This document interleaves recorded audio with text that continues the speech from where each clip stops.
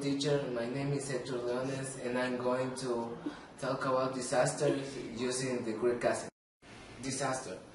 Everyone has heard about it, but maybe because we are surrounded by a very gorgeous, fascinating planet that also has geological faults. There are plenty of places that people must be aware where they can find a specific world around us that we might not imagine. But there's also an destructive and dangerous world because disaster had existed since before the human beings appeared. Just some examples are earthquakes, tsunamis, floods, hurricanes, and another more else. Because there are plenty of them, there are various quantity of them that we may not have heard, just like an ice storm this. This is a great sample. But right now I'm going to talk about a specific earthquake that occurred in 2004, exactly the 26th of December at 7:28. That is the Sumatra tsunami and earthquake. The Indian Ocean earthquake of December 26th of 2004 is most known as the Sumatra earthquake and tsunami. Although actually the tsunami occurred along all the coast of almost 70 countries of the Indian Ocean. Well, but basically this earthquake took place in the coast of Sumatra. Under this, and a specific fact, this is occur under sea. So that means that this is an earthquake under sea. That's why it produced a tsunami. Well, Sumatra is located in Indonesia. This is a little island who received all the power and dreadful damage that all the tsunami could produce today. Adding some specific facts of this earthquake and tsunami is that it produced waves that reach almost the coast of South Africa. We are talking about 8,000 miles away from the epicenter. It created waves of 30 meters. And also there was an earthquake of 9.0 that then increased to 9.1 and 9.3. And this remarkable position of the earthquake made vibrate the entire world, so that the world vibrate 1 centimeter from the original place.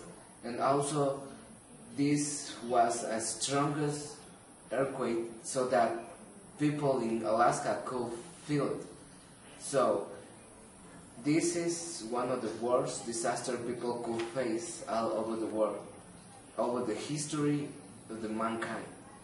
Well, this is the second largest earthquake on Earth too, because it lasted more than 500 and 600 seconds. We're talking about from 8 to 10 minutes. That's why this earthquake produced almost 270,000 deaths along Indonesia and counting along all the countries like Sri Lanka, India, and South Africa. The number of deaths increased to 422,000 people who died. One remarkable point of this earthquake was that some waves arrived to South Africa and killed 8 people. That's impressive because the epicenter of the earthquake occurred miles and miles away from South Africa. And something remarkable is that the strongest movement that occurred on the ground it had a power of 20,000 gallons of the atomic bomb.